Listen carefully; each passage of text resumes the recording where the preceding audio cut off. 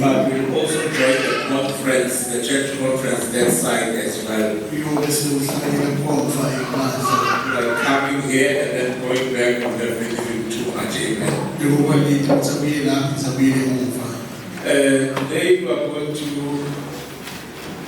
I've given the title, The Authority of God. The title of the message is The Authority of God's Word. And I was thinking how translate someone there, please, the authority of God's Word. As Christians, we believe that God wrote His Word. He did so through the prophets and the apostles of old. In the Old Testament, on many occasions, you find God telling whoever was writing to say, please write down this word. He tells Moses in Exodus 34, verse 12, he says, come up to the mountain and to collect a tablet in which I will with my own finger write down my laws for you. And he says in Habakkuk chapter 2 verse 2, he says write down the vision, make it plain on tablets, so that he who reads it may run with it.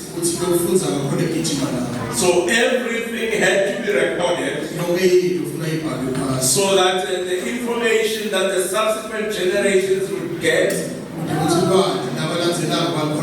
would be as accurate as possible. So all the 66 books of the Word of the Bible,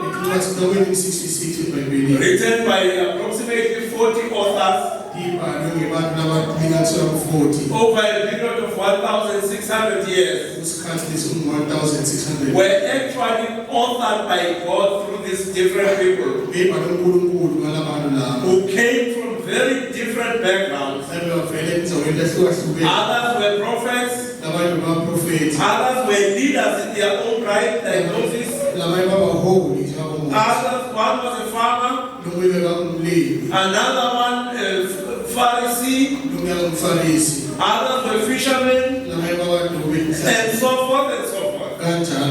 But it was the same God who watched over them to make sure that they wrote His word down.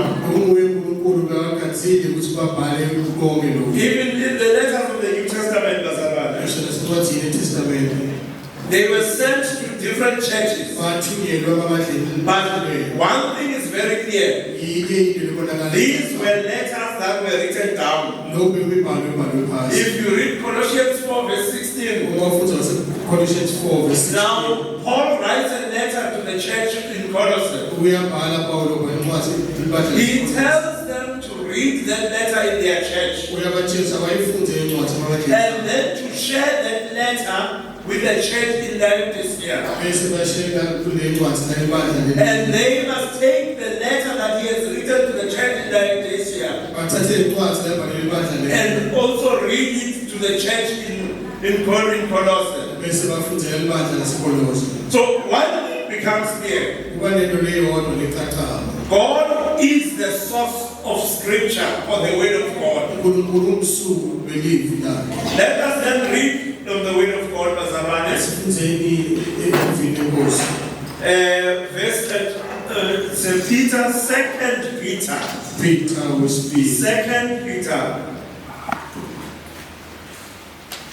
Chapter 1. 2 Peter chapter 1. And I'll read just from verse 12 to verse 21. And it reads as follows. Now, Peter says, so I will always remind you of these things, even though you know them and are firmly established in the truth you have. I think it is right to refresh your memory as long as I live in the tent of this body, because I know that I will soon be put aside, as our Lord Jesus Christ has made clear to me. I will make every effort to see that after my departure, you will always be able to remember these things. So I will make an effort to see that after my departure, you will always be able to remember these things. And one of the methods was to put them in writing, of course. Verse 16. For we did not follow cleverly devised stories when we told you about the coming of our Lord Jesus Christ in power, but we were eyewitnesses of his majesty. He received honor and glory from God the Father when the voice came to him from the majestic glory, saying, "This is my Son whom I love, with him I am well pleased." We ourselves heard this voice that came from heaven when we were with him on the sacred mountain. We also have a prophetic message as something completely reliable, and you will do well to pay attention to it, as to the light shining in the dark place, until the day dawns and the morning star rises in your hearts. Above all, you must understand that no prophecy of Scripture came about by the prophet's own understanding or interpretation of things. For prophecy never had its origin in human will, but prophets through whom spoke, though human, spoke from God as they were carried along by the Holy Spirit. That is the word of the Lord. Amen. Now, biblical prophecy, biblical prophecy or the scripture came from God. That is why we are told that no prophecy ever traced its origin from the interpretation of men. But the prophets, though human, spoke as they were being carried along by the Holy Spirit. Now you should understand that Peter was a fisherman, and he would sit in the boat when it was fishing, and the ship or boat would be carried along by the wind. As he went deeper and deeper to fish, and he uses the same, metaphor. He says they spoke as they were being carried along by the Holy Spirit. So he's saying the scripture does not trace its origin from man, but it comes from God. Now, God did not bypass their mental faculties. They were human, and they had the skill levels that they had. Of course, we know that one was a farmer, and for instance, Paul was an educated Pharisee. Peter himself was just an ordinary fisherman.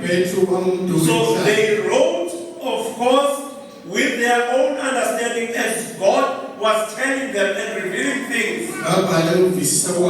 So their skills in writing were different. But one thing, it was not their imagination that they were writing down. It was what the Holy Spirit was leading them to write down. And that is why we say the Bible is the Word of God.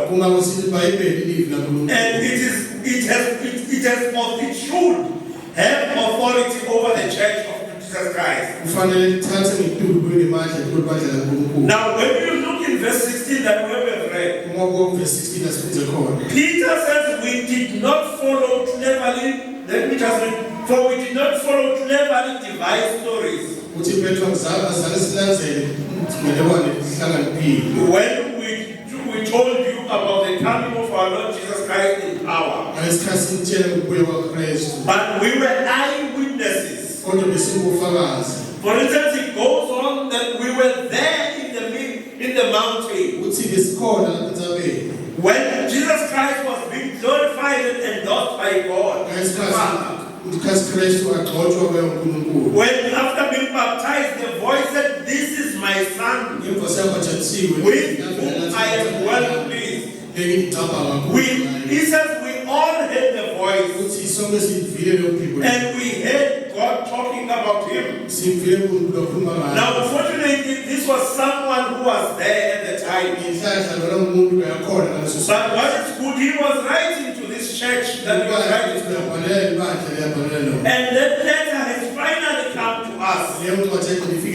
And should say hold the same level of authority to us as it did to the first century church that he was writing to. He is basically saying, now, you can trust and rely on what we are saying and on what we have taught you and what we have also written down. Now, it is not only it not only corresponds with reality, but it is the true account of what happened. That's why he says we were there, we witnessed it. We heard the voice of the Lord as God was endorsing him. The same thing when Paul writes to Timothy. He says more or less similar thing. In 2 Timothy chapter 3. 2 Timothy chapter 3, verse 16 and 17. Timothy 2, chapter 3. 2 Timothy chapter 3, 16 and 17. It reads as follows. All scripture is God-breathed. It is useful for teaching, rebuking, correcting, and training in righteousness, so that the servant of God may be thoroughly equipped for every good work. All scripture is God-breathed. In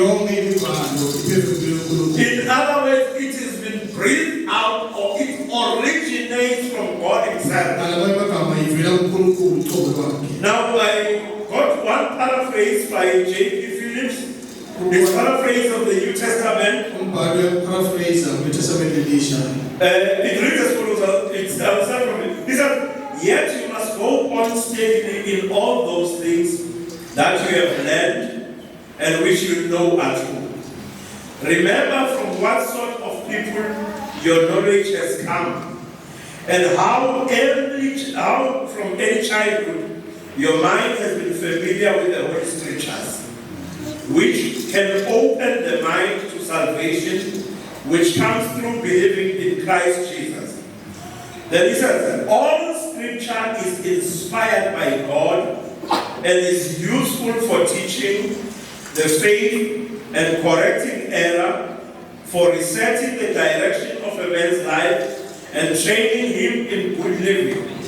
The scriptures are the comprehensive equipment of the man of God, and fit him fully for all branches of his work. In other words, he's saying here, it is God who inspired all of scripture. Remember earlier on we said no word of prophecy ever came from the prophet's own imagination. But the prophets spoke as they were being led by the Holy Spirit. And here that was Peter, but here Paul says all scripture is God-breathed. Now, one need to understand, to them the scripture was the Old Testament. But you have to have an understanding that they knew that the things that they were teaching at the time, they too were scripture. That's why it consistently speaks of holding on to what we have taught. Paul, if you read the letter of Peter in the earlier chapter, it speaks of I will keep on reminding you what I have taught you. Peter says, I'm doing so that even when I'm gone, you will always remember. So, he is the word that he has spoken to them. He is putting it on par with the word of the prophets of the Old Testament. So he has that understanding that these two, whatever I'm saying or writing is scripture. The same thing applies to Paul here as he writes to Timothy. He is doing exactly the same thing. He has this understanding that this too is the word of God. That's why he equates it even with what God himself wrote on the tablets. That's why he's able to say it is God breathed. Or it's inspired by God. And it is profitable for all the things that he mentioned. But he says at the end, so that the man of God may be fully equipped. He was talking to them at that time. And even those that subsequently come after he has departed. He had an understanding that this was a record of what would subsequently happen. Now, God has revealed himself in nature. Now, when you look at, for instance, Romans 1 verse 20, sometimes with this tropical preaching, you are forced to jump from one place to another, but try to build and support the theme, amen. So you will have to be patient. I will not keep on asking you to read. Usually I prefer to read myself. It makes this thing quicker, amen. Romans 1 verse 20. It reads as follows. For since the creation of God, of the world, God's invisible qualities, his eternal power and divine nature have been clearly seen, being understood from what has been made, so that people are without excuse. Now, this is Paul here. So this is the author of the letter of Romans speaking here.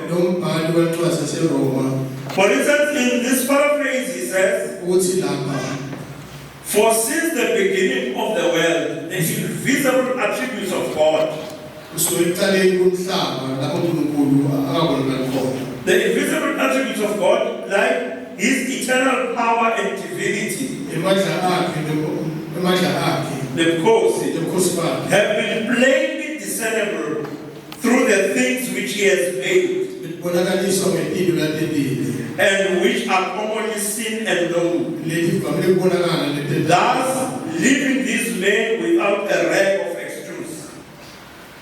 They all knew. In other words, he's saying, nature itself, or God through nature, the order that exists, we say as short as night follows day. It follows like that according to the order that God has said. He said plants grow in their proper season. Rivers stay in their place. He says God's invisible qualities have always been clear to all. And that would explain why people sought God in all manner of ways in the past. Others would go, say, through their ancestors. Others by killing animals. Others would worship maybe through the sea. Others prayed to plants. But they knew that there is an invisible maker who created everything in order. So he says nature testifies to the existence of God. And these people have always been aware of that. Now, that is what we call the general revelation of God. So God reveals himself generally to all through creation and the order. But now, this is what there's a document that was written down by the church early in the 1600s in England, in Westminster. It reads a story of, just summarized it. It's called the Westminster Confession of Faith. Now it says, although God has revealed himself in nature through all his wisdom, his power and works, that is still not enough to give us sufficient knowledge of God and his will, which is necessary for salvation. Therefore, the Holy Scriptures, the Scripture is most necessary. The Holy Scripture is most necessary to reveal God to us. In other words, the nature or the general revelation of God was not enough for us to know God and to save us. But in order for us to be saved, he had to reveal himself in his way. Remember, the thing is the authority of the word of God. I am trying to make a point that the word of God has a central place, or should have a central place, within the church and in the life of every believer. Now, one of the things that separates the Scripture from any other thing is that Scripture is salvific. It saves. It leads to salvation. Now, you will get preachers who will tell you God will make you great, you will never be ill. You will get people who will tell you all manner of things about God. But you know, that wealth, even that healing, the wealth and healing, you can get it even if you have never heard about Jesus Christ. But one thing you will never get is salvation. Salvation is found only in the word of God. That is the supreme purpose of Scripture. That is what we will say. So, the word of God reveals who God is to us. It reveals his will to us. Which the Bible says, if you confess with your mouth the Lord Jesus and believe in your heart that God has raised him from the dead, you will be saved. Therefore, no matter how I can preach to you, if you believe in your heart and confess with your mouth, and then you live a holy life, you will be saved.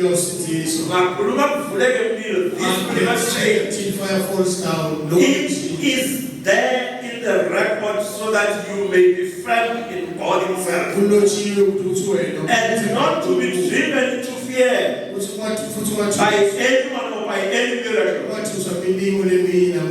Scripture basically is necessary for salvation and godly living. Everything that is necessary for salvation and godly living is found in the Word of God. That is why Scripture is central and they should have authority in the church. And now, one does not deny there are very difficult other parts of scripture which even very, scholars of the Bible do not even understand fully. I mean, as the scripture which says a woman will be saved through childbirth. It's very difficult. You can try to explain it. You'll get thousands of explanations even from scholars. But the things about salvation are simple and clear. All what is necessary for salvation and godly living. So the simple things in the Bible are the most important things. Which repent and believe in the Lord Jesus Christ for the salvation of your sins. Thereafter, live a holy life. Whether you believe in the rapture or not, if you are saved and you live a holy life, you continue to do so. Upon his return, you will live and reign with him eternally. So the simple matters of the gospel are the most important thing. And what is contained in scripture is sufficient for you to be saved. So scripture becomes necessary and sufficient for you to be saved. There is no other additional activity that will get you to be saved. And I cannot say make you unsaved because you have not done this other additional activity. Salvation comes from God and from God alone. And he reveals it in his word how it ought to be done. So nothing beyond God's word is necessary for salvation and godly living. So one of the things you must take home now, if we stick to the word of God to the end, if we stick to the teachings of God, if you continue to follow what God teaches in his word, you will surely see the kingdom of God. Now let us see what happens when the word of God loses its authority in the life of a believer and in the life of a local church. Now, if you read the book of Ephesians, Ephesians chapter 4. Okay, I have it here. Ephesians chapter 4, verse 14. It's very simple. Verse 14. It says, we will no longer be infants, tossed back and forth by the waves, and blown here and there by every wind of teaching, and by the cunning and craftiness of people in their deceitful scheming. Now he has been talking about the maturity of the church and the unity of the church. He then says here, or let me just read this paraphrase. I like it. It reads as follows: we are not meant to remain as children at the mercy of every chance wind of teaching and the joking of men who are experts in the craft presentation of lies. But we are meant to hold firmly to the truth in love and to grow up in every way to Christ the head. I'll just stop there. But we are not people who are swept to and fro by every wind of doctrine